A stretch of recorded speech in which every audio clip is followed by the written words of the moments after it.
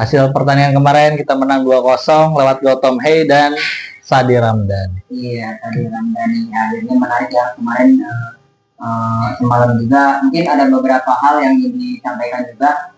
Yang di awal kita sudah bahas bahwa untuk line up sendiri prediksi yang squad yang akan diturunkan di pertandingan Persib melawan Malut itu 4 back sejajar adalah pertama yang main itu adalah Putros di kanan, kemudian di tengahnya itu berdua adalah Matrikardi dengan Julio Cesar yang dimainkan bersamaan, dan di kirinya diisi oleh Barba ya. Nah dari situlah pertandingan semalam itu benar-benar milik Persib ibaratnya, karena di pertahanan semalam itu benar-benar solid banget ya, memainkan 4 back asing sekaligus. Itu membuat lini belakang benar-benar kokoh ya, diisi oleh Barba, kemudian Matrikardi dan Julio Cesar, kemudian Putros. Itu membuat lini belakang benar-benar solid, sama sekali tidak tersentuh atau bisa diterobos oleh lini serang yang di sana ada diisi David da Silva, kemudian Ciro Alves. Itu tidak berkutik sama sekali. Iya, terlebih lagi Malut United ini kehilangan duo Sayuri, jadi sehingga Ciro dan David da Silva tidak bisa bermain maksimal, dan kemarin tuh benar-benar bubuk lah Ciro dan. Nah, ada yang menarik dari pertandingan kemarin adalah terkait dari line up kedua-tiganya. Kita menggunakan Robby Darwish dipasang menjadi sayap kanan. Gimana ini Om? Nah, menarik ya. Awalnya itu kan biasanya Coach Bojan itu memasangkan usia 23-nya itu yang biasa dimainkan adalah Kakang Widianto. Kenapa Kakang tidak dipasang? Pertama mungkin ini kebutuhan taktik juga, dan selain itu juga bahwa Kakang baru saja melangsungkan pernikahan. Para kawin sih Kakang itu ibaratnya pengantin anyar, ibaratnya pengantin anyar mentah main kelam gitu ya. Jadi yang dipasangkan langsung 4 back asingnya, kemudian untuk slot 2-3-nya itu memainkan Robby Darwish ya. Robby Darwish dimainkan di sayap sebelah kanan yang biasa diisi oleh Bertinho. Iya, saya juga sedikit kaget melihat line up pemain kemarin. Robby Darwish ada di depan. Robby Darwish, Baros, lalu ada Beckham Saputra. Itu untuk pemain di lini depannya. Lini tengahnya sendiri Aliano, Tom Hey dan Adam Ali sudah seperti biasa, itu kuat banget. Gimana nih penampilan dari lini tengah Persib Bandung kemarin Om? Untuk pemain lini tengah benar-benar solid juga ya. Akhirnya Tom Haye diduetkan dengan Eliano dan Adam Alis. Kemudian yang sangat solid adalah permainan dari Eliano. Terbukti sebetulnya beberapa intercept dari Eliano. Bocah satu ini benar-benar tidak ada lelahnya ya. Dia selalu mengisi kekosongan setiap lini. Ketika tim Malut memulai serangan, dia langsung intercept dari pertama ya. Akhirnya Malut juga dikunci lini tengahnya. Mereka tidak bisa sama sekali untuk memberikan suplai-suplai ke depan dari Ciro ataupun ke DDS. Akhirnya DDS dan Ciro lebih condong untuk meminta bola ke lini tengah dari Malut United. Kayak gitu. Kemudian ada beberapa momen juga Eliano selalu terlibat ketika Malut United melakukan serangan balik, dia langsung intercept atau memutus serangan dari Malut United itu. Pokoknya kalau misalkan kita main pakai Eliano, seperti kita tuh pakai no drop, selalu menutup yang bocor. Eliano itu selalu untuk menutup ruang-ruang kosong yang ditinggalkan oleh pemain pada saat mereka sedang membantu serangan atau yang telat untuk membantu pertahanan, seperti itu. Kemarin itu gol pertama lahir dari kaki Tom Hey lewat skema umpan dari Beckham Putra yang terjadi pelanggaran terhadap Robby Darwish. Gimana Om komentarnya? Nah, itu terjadi sebelumnya adalah dari umpan-umpan dari Beckham. Kita semua tahu ya bahwa Beckham Putra mempunyai umpan-umpan yang dari sisi kiri langsung mengarah ke jantung pertahanan dari Malut United.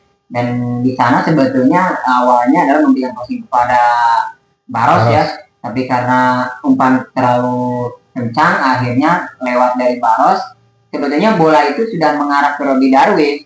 Nah, Robby Darwish itu sudah mulai ibaratnya mau menyongsong bola tersebut. Nah, si pemain Malut itu sudah ketinggalan satu langkah. Mau tidak mau akhirnya yang namanya sedang berlari kecepatan tinggi, kasaran mah kadu paksa dia pasti jatuh. Nah, kontak terjadi body contact. Body contact sedikit pun pasti jatuh, dan akhirnya itu wasit sampai melakukan checking VAR dan ternyata memang ada sentuhan di kotak penalti dan membuahkan penalti ya untuk Persib Bandung. Dan awalnya untuk eksekusi penalti saya agak ragu juga tuh. Ya, biasanya Henry Jung kan. Iya, karena biasanya kan yang namanya Persib dikasih penalti untuk eksekusinya kurang meyakinkan. Ya. Yang sudah kan ada beberapa pemain seperti Makro, kemudian Baros juga sempat gagal dari eksekusi penalti, tapi dengan pengalaman dan mental dari seorang Tom Hai ya bisa membuat Persib Bandung akhirnya mencetak gol lewat titik penalti. Nah di situ juga mungkin untuk gol keduanya dari Tom Hai untuk ya, itu merupakan menjadi koleksi gol kedua Tom Hai di Liga Super Indonesia. Setelah itu ada yang menarik juga di pertandingan kemarin adalah peran dari Julio Cesar yang mengalami cedera digantikan oleh Alfredo Dewangga. Gimana permainan dari Alfredo Dewangga ini? Dewangga malam menggantikan Cesar yang cedera hamstring ya. Kemarin itu ditarik karena cedera, akhirnya Dewangga dimainkan. Itu menarik buat saya karena ketika Dewangga masuk otomatis untuk sisi back kiri itu akan diserahkan kepada Dewangga dan si Barba lebih ke tengah untuk menggantikan posisi dari Julio Cesar. Nah Dewangga juga benar-benar main atraktif ya, simple, keren, dan beberapa momen Dewangga hampir membuat diri pertahanan selamat dari kebobolan. Ada satu momen ketika lolos dari sebelah kiri si pemain Malang itu memberikan crossing dan dihalau oleh Teja ya. Itu ada beberapa momen Teja melakukan save yang benar-benar mahal itu. Nah di situ kalau saja tidak ada Dewangga itu 99% itu pasti gol disusul oleh Ciro Alves gitu. Tapi Dewangga benar-benar membuat lini belakang semakin kokoh gitu.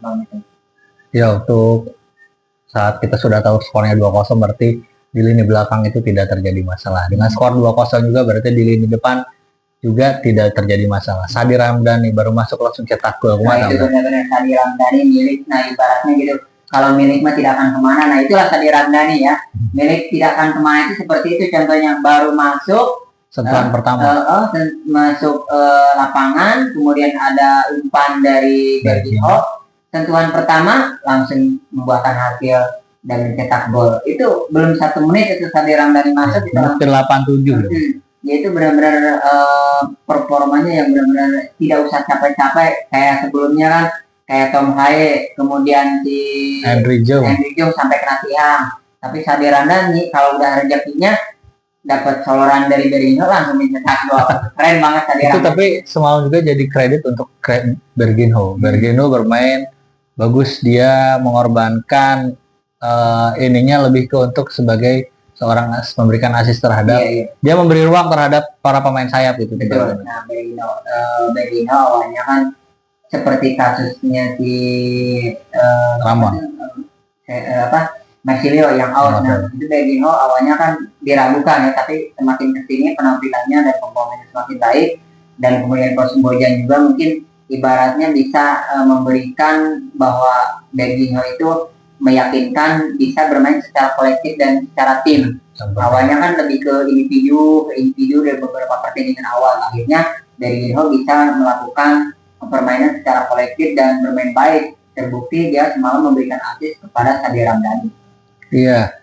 Nah di pertandingan kemarin itu ada yang ditunggu oleh Boboto, Levin Kurjawa. Nah tapi belum dimainkan oleh Coach Bojan. Gimana ditanggapannya nih? Untuk Levin Kurjawa, Coach Bojan menilai bahwa level kebugaran dan fisik dari Kurjawa itu belum memungkinkan untuk dimainkan di pertandingan semalam. Biasanya kan untuk pemain yang mungkin Levin Kurjawa ini sudah lama tidak bermain di klub ya, akhirnya memberikan Coach Bojan itu porsi latihan yang belum benar-benar maksimal, karena sebelumnya pertandingan itu kan harus benar-benar level fit yang membutuhkan kebugaran yang cukup.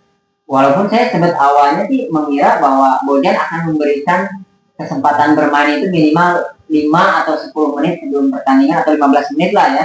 Biasanya seperti itu karena tidak langsung bermain, tapi mungkin Coach Bojan mempunyai pertimbangan lain karena mengenai riwayat cedera sebenarnya. Betul. Nah sebetulnya kan dari pertandingan semalam ketika Saldi dan sudah mencetak gol 2 gol itu kan aman nih, sudah 2 gol dan waktu juga sudah mulai masuk ke waktu injury time, biasanya dimainkan tapi tetap belum bisa dimainkan untuk Jawa. Ya mungkin kita masih harus menunggu apakah dia akan bermain di tanggal 11 melawan Ratchaburi.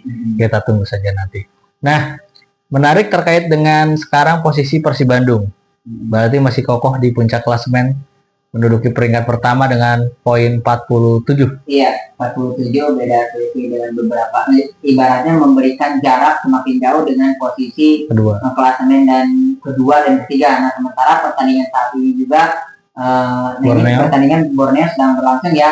Tadi skornya sih masih 1-1. Nah, jika saja misalnya pertandingan Borneo dan Bayangkara ini berakhir imbang, maka itu akan memberikan jarak yang semakin lebar di poin klasemen antara ke-1 dan kedua. Nanti tinggal menunggu pertandingan di hari Minggu nanti bahwa pertandingan Persija ya untuk pertandingan hari Minggu itu. Nah, sebelum kita masuk ke pertandingan berikutnya, kita akan melawan mana nih, Om? Nah, nanti Persib Bandung itu untuk sekarang melawan Malaysia United itu next akan Borneo. Ya Borneo. Setahu saya Borneo. Tapi Borneo kan diundur ya. Jadinya untuk pertandingan Borneo itu diundur ke bulan Maret dikarenakan kan besok itu Persib akan bertanding melawan Ratchaburi di ACL ya tanggal 11. Makanya tadi pagi Persib sudah mulai melakukan latihan lagi, pemain yang sudah bermain diistirahatkan hanya recovery, kemudian pemain yang tidak bermain sudah mulai berlatih.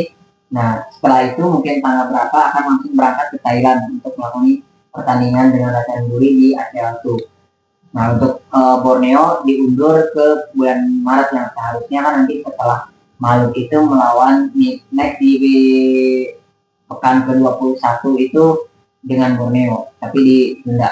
Oke, ada berita terbaru nih terkait dengan Persib Bandung, yaitu sang legenda kembali menjadi masuk ke dalam susunan pemain, Imade Wirawan. Nah, ya menarik dari Imade Wirawan ya. Kemarin itu kan pertandingan Maluku United dengan Persib itu merupakan penutupan dari bursa transfer ya, bursa transfer. Akhirnya manajemen dan pelatih memasukkan Imade Wirawan sebagai ke skuad line up untuk mengarungi lanjutan Liga 1 ya. Dikarenakan kan Persib itu baru punya kiper 3 dan harus memasukkan 4 penjaga gawang. Nah, untuk awalnya yang dimasukkan adalah yang slot asingnya itu si Adam. Ya, kemudian tapi karena Adam harus rela tidak dimasukkan di line up untuk mengalami Liga 1, lanjutan Liga 1 karena Persib memasukkan tambahan pemain baru Sergio Castel ya. Akhirnya Sergio Castel dimasukkan dan Adam harus direla untuk tidak masuk ke skuad Liga 1. Adam itu tetap ada di Persib tapi hanya untuk ACL ya. Karena untuk ACL itu pemain asing sekaligus atau bukan pemain Persib lokal itu bisa aja dimasukkan bebas. Karena untuk ACL itu tidak ada regulasi hanya beberapa pemain asing tapi bebas ya, bisa dimainkan semuanya dalam satu tim atau dalam satu skuad bisa pemain asing ataupun dalam satu pertandingan dimainkan asing semua itu tidak jadi masalah. Jadi Adam ini akan bermain di ACL tuh kemungkinan dan Imade Wirawan sudah didaftarkan untuk kiper menjadi penjaga gawang keempat. Kenapa Imade dimasukkan ke penjaga gawang keempat? Karena Teja kan lagi bagus-bagusnya dan dia usia tidak muda tapi tidak terlalu tua juga. Nah yang dua ini terlalu muda. Siapa? Hilmasa ya? Si Fitrah itu terlalu muda dua ini. Jadi hadirnya Imade Wirawan ini untuk mengisi kekosongan. Jadi saya ingat waktu pas zaman 2006 Italia.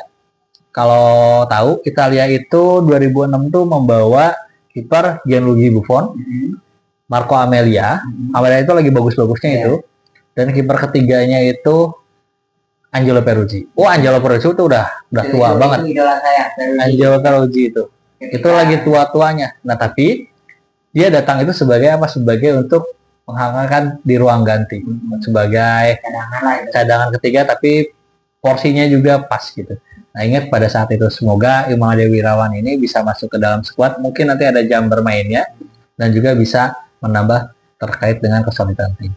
Oke, mungkin itu saja podcast dari kita. Jangan lupa subscribe, like, and comment. Kita ketemu lagi di podcast selanjutnya. Terima kasih. Bye-bye.